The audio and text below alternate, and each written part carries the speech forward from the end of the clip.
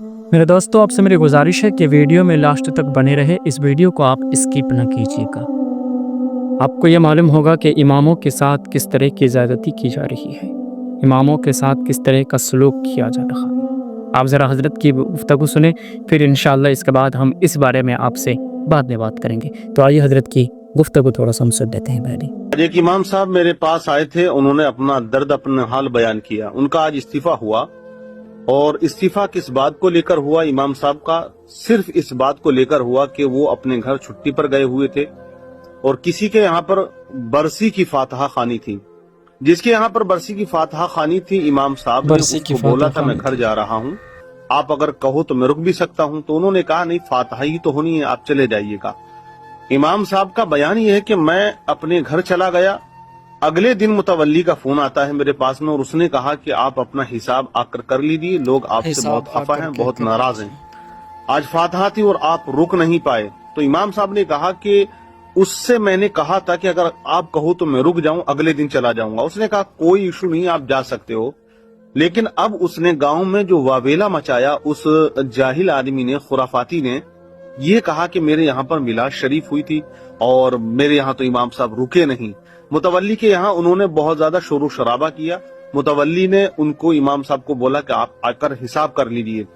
امام صاحب نے اپنے درد بیان کرتے ہوئے بتایا کہ میں گیا، اور جانے کے بعد میں نے کہا کہ میرے جو 15 دن آ چکے ہیں مہینے کے، آپ میرا حساب کر دیجئے۔ تو متولی صاحب نے یہ کہا کہ 15 دن کے آپ نہیں پیسے لیں گے، چھٹیاں آپ کی کٹیں گی، جو آپ کل گئے ہو کل کا دن آج کا دن بھی کٹے گا، 12 دن کی تنخواہ آپ کو دی جائے گی۔ 15 سے 12 دن کر دیے گئے، 1 گھنٹے میں، ایک ہی دن میں ان کا فیصلہ ہو گیا۔ انہوں نے امام صاحب کا تبادلہ کر دیا، استعفیٰ کر دیا، 12 دن کی تنخواہ دی، پلس امام صاحب حجرے کی جو چابی ہوتی ہے تالے کی، وہ بھول گئے تھے۔ ٹینشن ہوتی ہے آدمی کو جب انہوں نے سنا کہ متولی کہہ رہا کہ آپ آ کے حساب کر لیجیے، بہرحال وہ بھول گئے، یا کرتے کی جیب میں وہ دوسرے میں رہ گئی۔ تو متولی کا کہنا یہ تھا کہ 250 روپیہ کٹے گا یا آپ چابی لا کر دیجیے۔ ان کا گھر اس جگہ سے جہاں پہ وہ امامت کے عہدے پر فائز تھے، غالباً 40 سے 35 کلومیٹر کی دوری پر ہوگا۔ 100 روپے کا تالا ہوگا زیادہ سے زیادہ۔ اس میں بھی امام صاحب سے بڑی نوک جھوک ان لوگوں نے کی، بڑے درد کے ساتھ، بڑے کرب کے ساتھ وہ آئے تھے اور کہہ رہے تھے کہ کیا کیا جائے۔ آخرکار اپنے بچوں کو میں مولوی کیسے بناؤں، اپنے بچوں کو میں کس طرح سے اس لائن میں لے کر آؤں۔ بالکل صحیح بات ہے۔ تو اب آپ ہمیں بتاؤ کیا حال ہے لوگوں کا؟ صرف اس بنا پر امام کے ساتھ اس طرح کا سلوک کیا گیا کہ امام صاحب نے رکا نہیں یا پھر اس سے رکا نہیں گیا۔ تالے کی قیمت کیا ہوتی ہے؟ لگ بھگ 50 سے 60 یا 70 روپے، لیکن امام صاحب سے اس کی قیمت 250 روپے لیا گیا۔ بڑی شرم کی بات ہے، اور پھر ساتھ ہی ساتھ افسوس کی بات ہے کہ ایک امام کے ساتھ اس طرح کی زیادتی کی جا رہی ہے۔ افسوس۔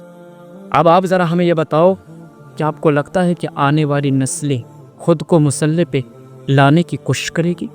ہمیں تو نہیں لگتا ہے یار، یہ وہ امام ہے کہ اس کے بارے میں آپ جتنا چاہو برائی کر لو، جتنا چاہو اسے گالیاں دے دو، لیکن یہ پلٹ کر کے آپ کو کبھی گالی نہیں دیتا، آپ کی برائی نہیں کرتا ہے، بلکہ آپ کو بتاتا ہے کہ حلال کیا ہے اور حرام کی کمائی کیا ہے۔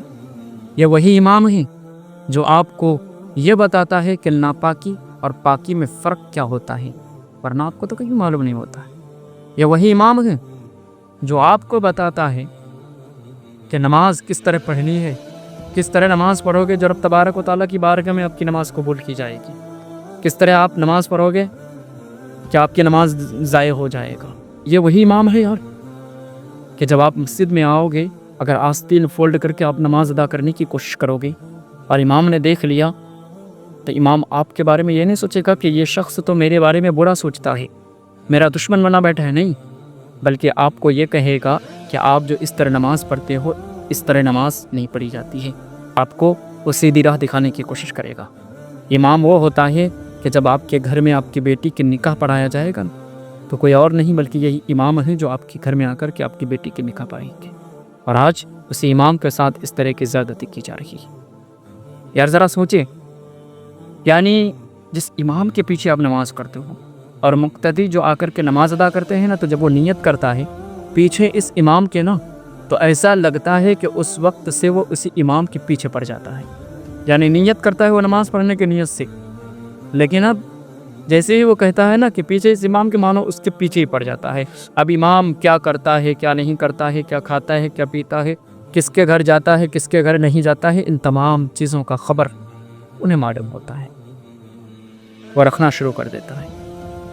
افسوس کی بات ہے یار، یاد رکھنا یہ وہی امام ہے.